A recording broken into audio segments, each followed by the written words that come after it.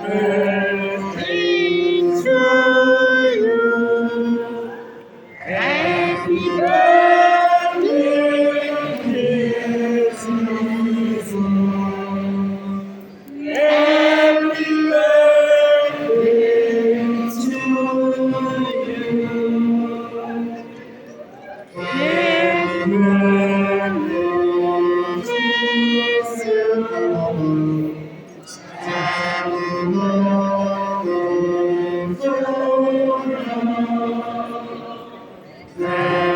birthday, Susan.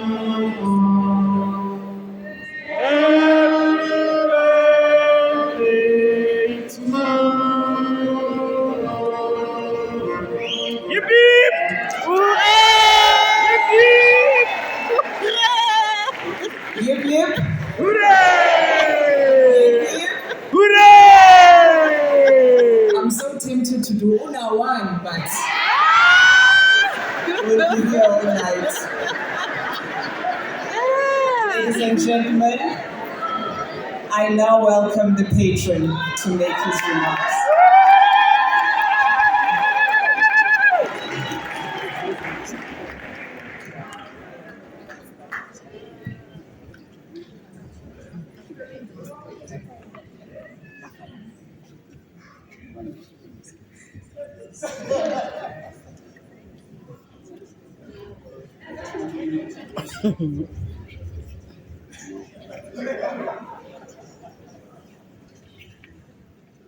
Our director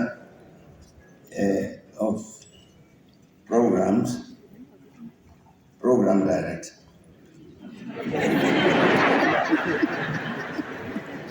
She says, I must say thank you. And having said thank you, sit down. So that's what I'm going to do. The first time I was here at this theater was 1962. Wow.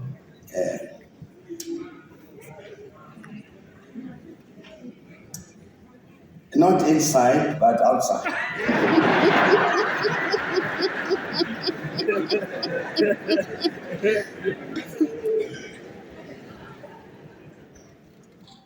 That's the day the theater was opened by Hendrik Verwoerd.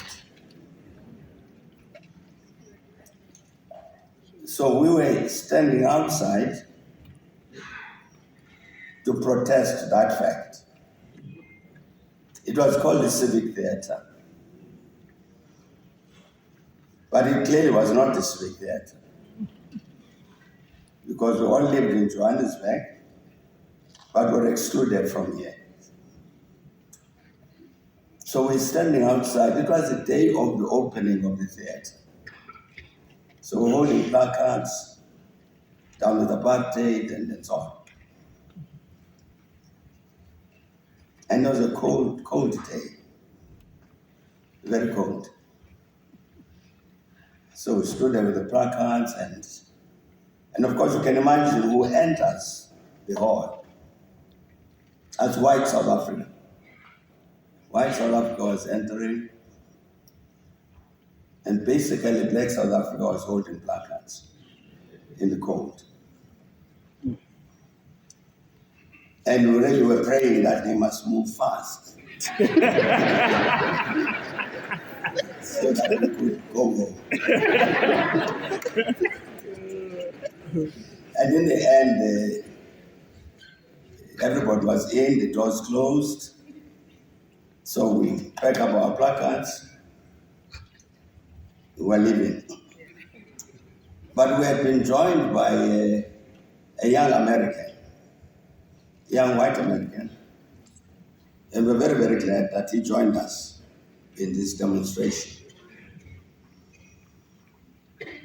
But we regretted that a little bit later because we packed our placards and we were going home. But he wanted a discussion.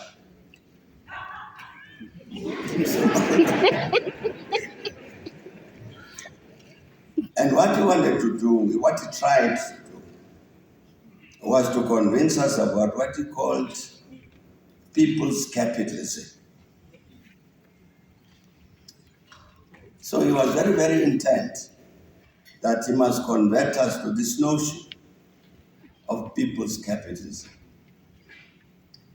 And his example was General Motors. And he was saying General Motors is owned by millions of Americans who buy shares. And that's the kind of capitalism we should have in the world, including South Africa. He had a suspicion that we were anti-capitalist. I don't think we were. What we were was anti-him. He was keeping us in the cold.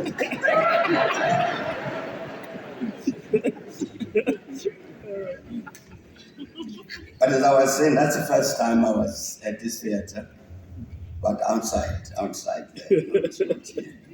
But it was really very, very cold. That's the night it snowed for the first time in the history of Johannesburg. That's why it was that cold. So when everybody woke up in the morning, there was a bit of snow in Johannesburg for the first time in its history. That's why those of us who were in that demonstration would never forget that particular day. But of course, you can imagine now this is 61 years later. This time, I'm not outside. I'm inside.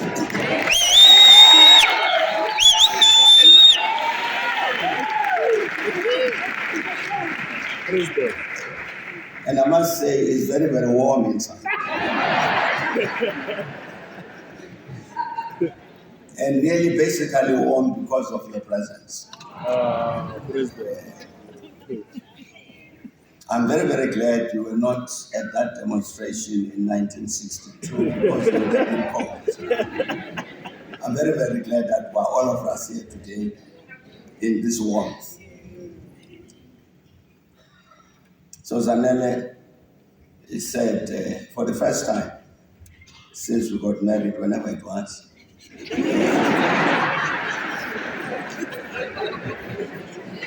she said I can speak for her. This is the very, very first time. And so indeed, I must say, she says she's very, very glad that everybody came today. It is winter, as it was winter then. But I think we are suffering from a different kind of cold as a country. It's not, it will not snow tonight in Johannesburg. But it will be cold for other reasons. Because the electricity supply system is unreliable. There's too much criminality. Too many people unemployed. Lots of problems. And I think that's what makes South Africa cold. But I'm very, very glad indeed, and Zanele is very glad that we're able to convene here today to keep one another warm. To keep one another warm in this sense. That the performance we see here today, the Drakensberg Boys Choir, Simpiwe Dana, a band, Ringo is coming later, I hope.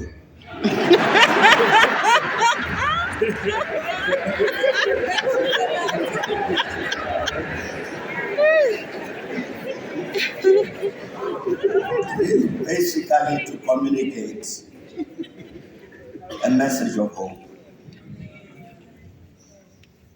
It's a message of hope that even as we sit here, what we communicate joy. Yes, there is a lot of misery out there, but we've got enough conviction about the future of our country that we can communicate this message of joy and hope about that future. So that is why I think all of us came to this hall, this theater, this afternoon, this Sunday afternoon, because we are of one mind that tomorrow South Africa will be better than it is today.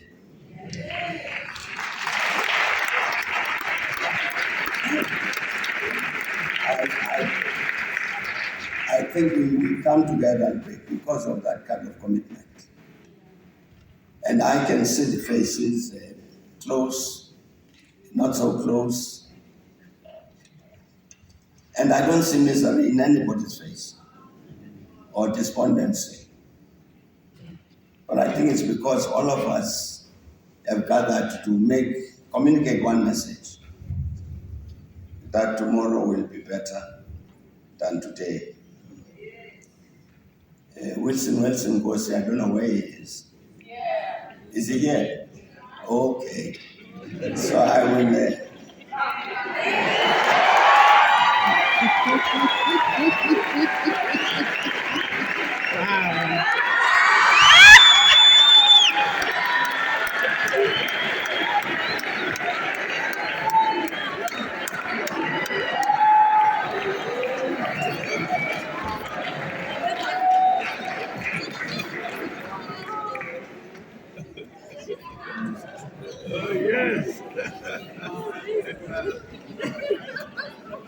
Kosatebe, who employed me at Metro FM, is here. I can leave now, Mr.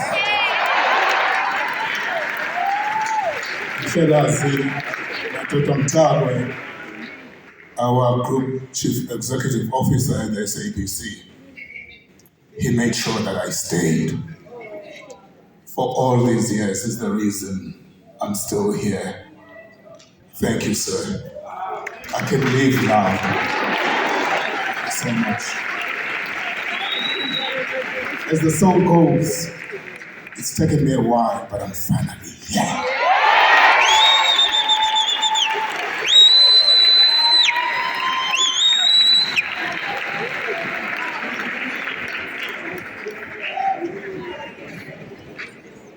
Dreams do come true. So let me not be long.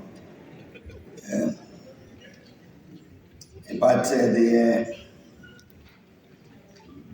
program director mentioned one of the things that will happen next year. You know, there is a bad tendency here at home and elsewhere on the continent, which is a laziness to read. Yeah. People don't want to read. They want to watch TV and all of that.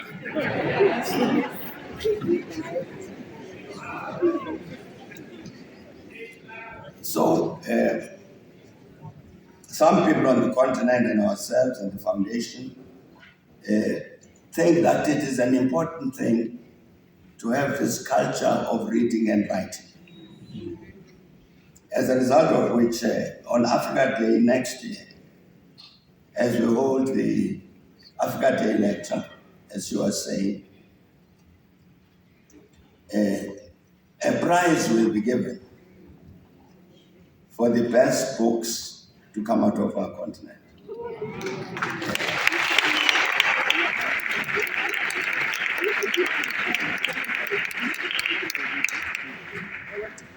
Various genres of history, current affairs, politics, economy, mathematics, whatever.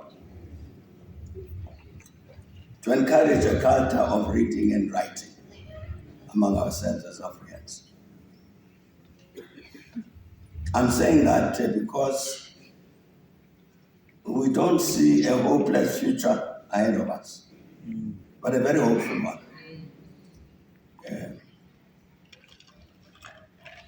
She mentioned the joy of jazz. And indeed, the foundation has formed a partnership with the joy of jazz. You might think that is because some of us love jazz. We do. Yeah, which we do. Yes, we do. But the principal reason is that our colleagues from the joy of jazz say to the foundation, there's something that is not gone right. One of the things that is not gone right here is that we've lost sight of the role of the arts in terms of the formation of the nation.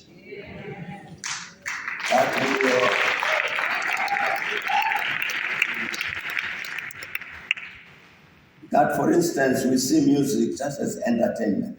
Yeah. So you stand up and jive and all of that. But that is more than that.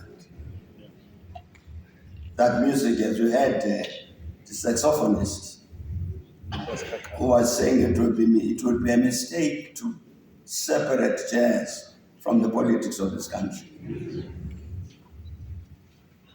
That is why this partnership. So we have to attend to this matter of bringing back the arts as part of the making of the nation.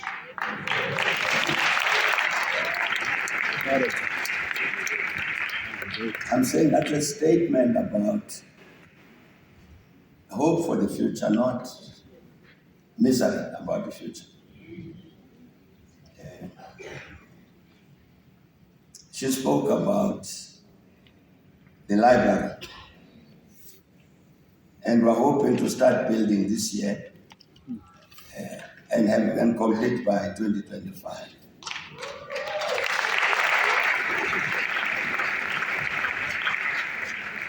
And one of the things we'll be interested in, which communicates the same message of hope about the future, is the rest of the continent is making a statement in a very practical way to say this is not a South African library, but an African library.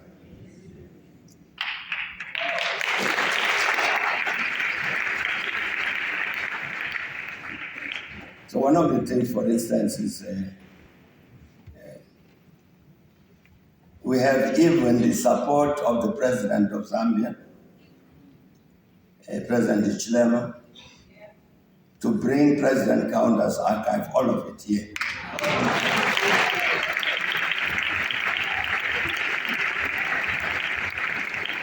No, obviously, this is the father of the nation in Zambia.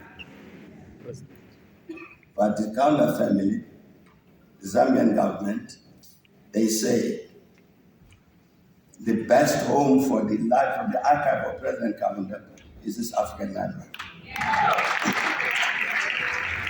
So that's a message that is being communicated by many Africans. So that the Kaunda archive, of course, joins the archive that came earlier, which was the Nkrumah archive, which was the diaries of the President of Guinea, Sekou Touré. So what I'm communicating is this message, that we say this library must be up and running by 2025. But what will be inside is the history, our history as an African people. Something from which we draw to say, this is what happened and this is where we were. But where do we want to be tomorrow? And I'm saying the African continent is saying this library must serve that purpose for the continent as a whole.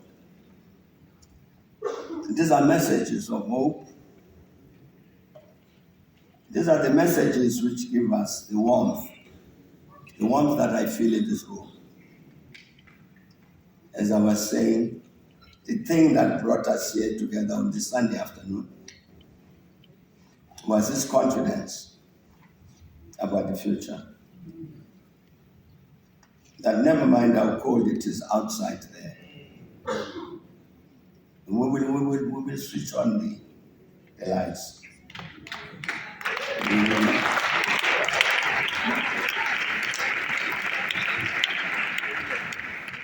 We will make sure that indeed ESCOM works.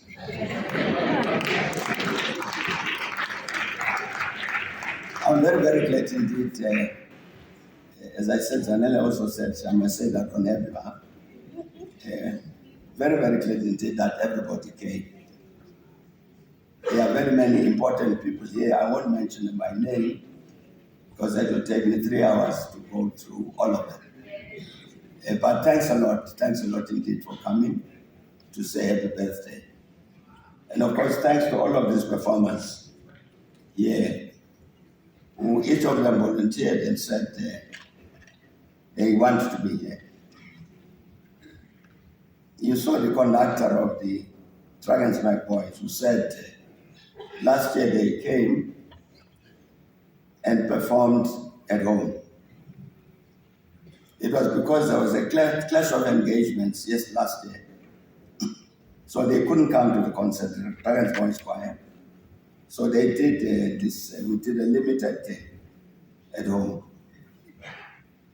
But the rest of the choir who were not there said this year we are going to be there.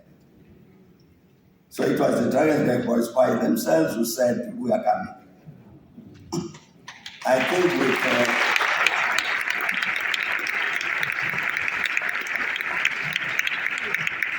that kind of spirit among our youth, there's no way in which the older ones like me can despair. Because the young people are saying, no, there's a bright future ahead of us and we'll make it happen. But thank you very much for everybody for coming. Thanks.